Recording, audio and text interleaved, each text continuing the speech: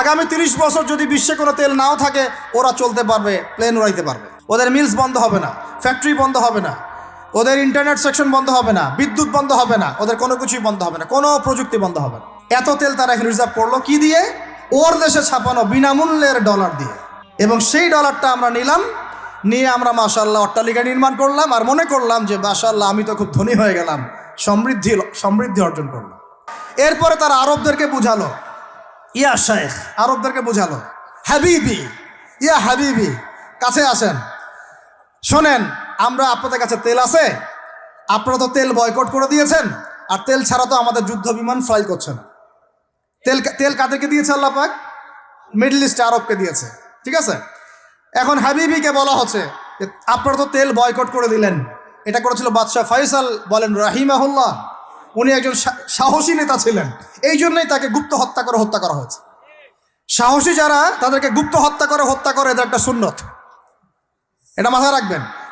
খুব ট্যালেন্টেড একজন দেখবেন, খুব ট্যালেন্টেড একজন বিজ্ঞানী দেখবেন, হঠাৎ নাই, তাপাস করে মিসাইল এসে পড়ে গেল।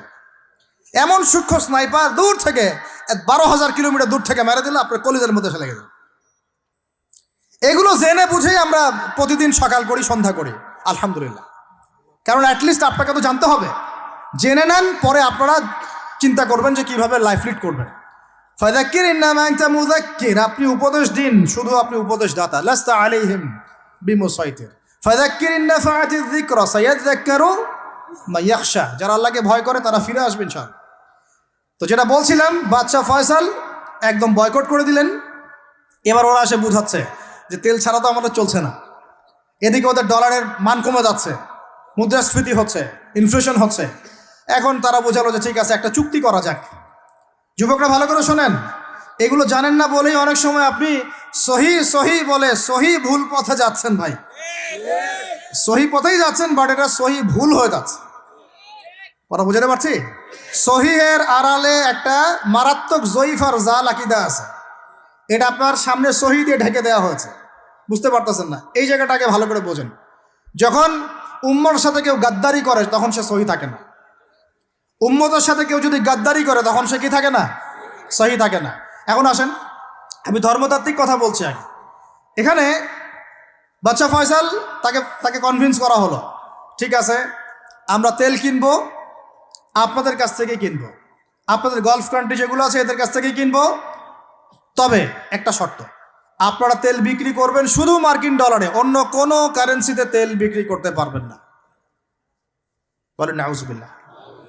আপনি বাংলাদেশ গভর্নমেন্ট যদি গিয়ে এক ব্রিফকেসের মধ্যে 1 কোটি টাকা নিয়ে যায়, বুঝেন কথা, বুঝতে পারতেছেন? 1 কোটি টাকা আমাদের টাকা নিয়ে গিয়ে যদি বলে শেখ হাবিবি আমাকে তেল দাও, ওরা বলবে তেল দিতে পারবো না, খালাস, কুল্লু খালাস, এখান থেকে বের হও।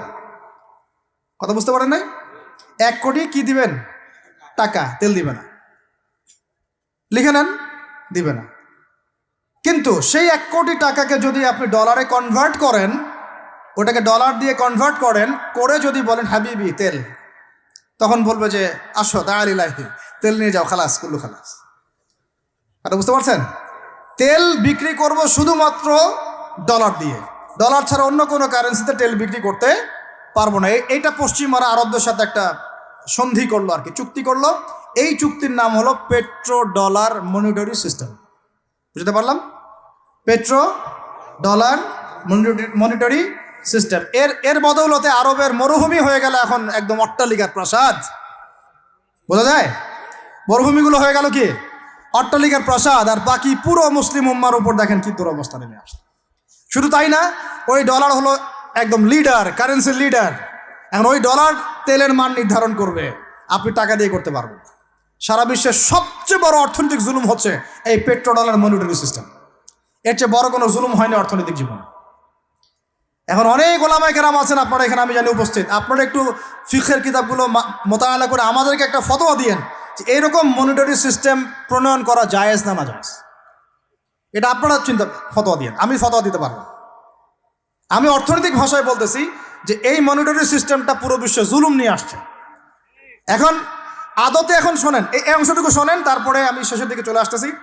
আদতে এতে পশ্চিমাদের লাভ কি হয়েছে শোনেন। আমার কাছে এই যে ডলার, এটা আমি ছাপাই আমার দেশে, আমার কারখানায়। আমার খরচ হচ্ছে কাগজ, আমার খরচ হচ্ছে মেশিন, আমার খরচ হচ্ছে কালি। বোঝা যায়? বোঝা যাচ্ছে? আচ্ছা, এখন সেটা আমি বানালাম, ছাপালাম, গিয়ে আমি আরবকে দিলাম, তেল দাও। ওরা এই কাগজের টাকাটা নিল, নিয়ে রিজার্ভ করলো, করে মূল যে তেল, এই তেলটা মনে করেন তেল বা সোনা, তেল বা সোনা একই কথা, কারণ সোনার ফাংশন প্লে করছে এখন তেল। এখন তো যেহেতু গোল্ড দিনার নাই, দিরহাম নাই, এই তেলটা তারা নিয়ে ওদের দেশের আন্ডারগ্রাউন্ডে বাংকার আছে, গ্যালনকে গ্যালন তেল রিজার্ভ করতে থাকলো। এমনভাবে রিজার্ভ করতে থাকলো যে বিগত আগামী 30 বছর যদি বিশ্বে কোনো তেল নাও থাকে, ওরা চলতে পারবে, প্লেন উড়াইতে পারবে। ওদের মিলস বন্ধ হবে না, ফ্যাক্টরি বন্ধ হবে না, ওদের ইন্টারনেট সেকশন বন্ধ হবে না, বিদ্যুৎ বন্ধ হবে না, ওদের কোনো কিছুই বন্ধ হবে না, কোনো প্রযুক্তি বন্ধ হবে না। এত তেল তারা এখন রিজার্ভ করলো কি দিয়ে? ওর দেশে ছাপানো বিনামূল্যের ডলার দিয়ে। এবং সেই ডলারটা আমরা নিলাম, নিয়ে আমরা মাশাআল্লাহ অট্টালিকা নির্মাণ করলাম, আর মনে করলাম যে মাশাআল্লাহ আমি তো খুব ধনী হয়ে গেলাম, সমৃদ্ধি অর্জন করলাম। আদতে এখানে পশ্চিমাদের সবই লাভ। আমরা বলি না জালাও তাই কদু, আমরা বলি আম গেল সালাও গেল, তাই না? এখানে আমও তাদের, সালাও তাদের। আদতে আমাদের কিছু নাই। আপনারা হাসতেছেন, কিন্তু এইটা হচ্ছে সারা বিশ্বের সবচেয়ে বড় জুলুম। এখন আমরা তো থার্ড ওয়ার্ল্ডের কান্ট্রি, এটা হচ্ছে যারা বড় বড় ধনী রাষ্ট্র, ওদের অবস্থা হচ্ছে এই। আর আমরা যারা থার্ড ওয়ার্ল্ডের কান্ট্রি, উন্নত বিশ্বের দিকে এগিয়ে যাচ্ছে, আমরা যারা আস্তে আস্তে, যে পথে আমাদের দুর্নীতি বাধা, আমাদের এই যে নৈতিকতার অবক্ষয় বাধা, আমাদের মধ্যে আমানতহীনতা বাধা, এই বাধাগুলো আমাদেরকে আগাতে দিচ্ছে না। তা আমাদের অবস্থা কি হতে পারে তাহলে চিন্তা করেন। এখন আমরা এই জায়গায় আছি, এই জায়গায় বসে বসে আপনি মনে করছেন যে আপনি মাশাআল্লাহ খুব পাক্কা মুসল্লি, হালাল খাচ্ছেন, নামাজ পড়তেছেন, তাহাজ্জুদ গোজার, জান্নাত কিনে নিয়েছেন মাশাআল্লাহ। অথচ আপনার অর্থনীতি সুদভিত্তিক, এবং এই সুদভিত্তিক অর্থনীতির আন্ডারে থেকে কোনো বেসরকারি ব্যাংক পর্যন্ত 100% সুদমুক্ত সিস্টেম দিতে পারবে না। ফুল স্টপ, খালাস। আর এর উপরে আবার আছে ঘুষ, তার উপরে আবার আছে দুর্নীতি, তার উপরে আপনারা আবার মাপে কম দিচ্ছেন, তার উপরে আবার পণ্য মজুত করছেন, মার্কেটে ইচ্ছাকৃতভাবে প্রাইস বাড়ায় দিচ্ছেন, এই কাজগুলো করছেন।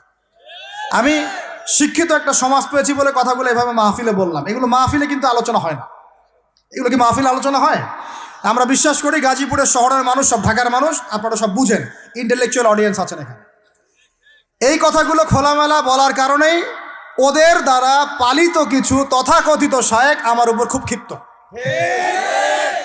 এর আকীদা ঠিক না, এর মানহাজ ঠিক না, লেকচার শোনা যাবে না, ইত্যাদি ইত্যাদি।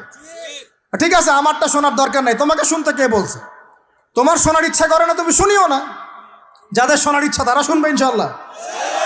আর তোমার মতো কিছু মুনাফিক না শুনলে আমার কিছু যায়ও আসে না। ইনশাল্লাহ মুমিনরা যারা, তারা শুনবে, বুঝবে, ইনশাল্লাহ ওরাই প্রজন্ম করবে ইনশাল্লাহ। আর আমাদের ভুল হতে পারে, ভুল হলে সেটা ওলামায়ে কেরাম সংশোধন করবেন। ওলামায়ে কেরাম যদি আমাদেরকে বলেন এটা ভুল হয়েছে, অবশ্যই মাথা পেতে নেব ইনশাল্লাহ। আমরা আলেম ওলামার বাইরে নই, ওলামায়ে মুহাক্কিকের বাইরে নই। তাহলে আপনাকে কি আমি ভিতরে চোখ দিয়ে পুরো বিশ্বের রাজনীতি বোঝাতে পেরেছি? পুরো বিশ্বের অর্থনীতি বোঝাতে পেরেছি? পুরো বিশ্বের শিক্ষাটাও বুঝেন এবার? আপনার কাছে মনে হচ্ছে পুরো বিশ্বের শিক্ষা খুব উন্নত, বাহ্যিকভাবে বস্তুবাদী ক্ষেত্রে উন্নত, মঙ্গলে যাচ্ছি, চাঁদে যাচ্ছি, স্যাটেলাইট পাঠাচ্ছি ইত্যাদি, তো এগুলো বস্তুবাদী উন্নতি। আদতে কি হচ্ছে দেখেন, নীতি নাই, শিক্ষা অর্জন করার পর নৈতিকতা নাই, চরিত্র নাই, সালাম কালাম নাই, ধর্মভীরুতা নাই, আমানতদারিতা নাই। একজন ডক্টর, সে মাশাআল্লাহ ডক্টর হয়েছে, হওয়ার পরে এখন সে দেখছি কসাই হয়ে গেল। তাহলে কোন শিক্ষাটার ঘাটতি হলো? নীতির, নৈতিকতার, ইসলামের ওই বুঝটা নাই, পরকালীন কনসেপ্ট নাই। একজন ইঞ্জিনিয়ার মাশাআল্লাহ, আপনি theta, sine theta, cos theta সব তো বুঝেন মাশাআল্লাহ। আপনি একজন আর্কিমিডিস থেকে শুরু করে পিথাগোরাস সব পড়ে ফেললেন, কিন্তু ইঞ্জিনিয়ার হয়েও তো আপনি চোর হলেন। তাহলে কোন শিক্ষার অভাব হলো বলেন? একটা মেয়েকে আপনি দেখছেন মাশাআল্লাহ এগিয়ে যাচ্ছে, বাপরে বাপ, ফেমিনিস্ট রেভলিউশন।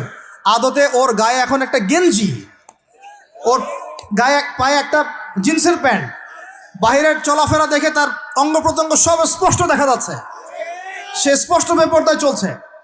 একটা ছেলেকে আপনি দেখছেন বাহির থেকে পড়ে আসলো, এসে এখানে ট্রান্সজেন্ডার হয়ে গেল, লিঙ্গ পরিবর্তন করতেছে।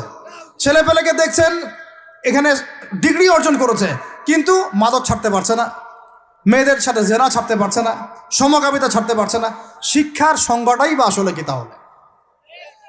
তাহলে সংজ্ঞাটা কি? এডুকেশনের সংজ্ঞাটা কি আমাকে বলেন? শিক্ষার মূল সংজ্ঞাটা কি? আমরা কি এই বিশ্বের মূল শিক্ষা ব্যবস্থা কি মুসলমানরা গড়ে দেয় নাই?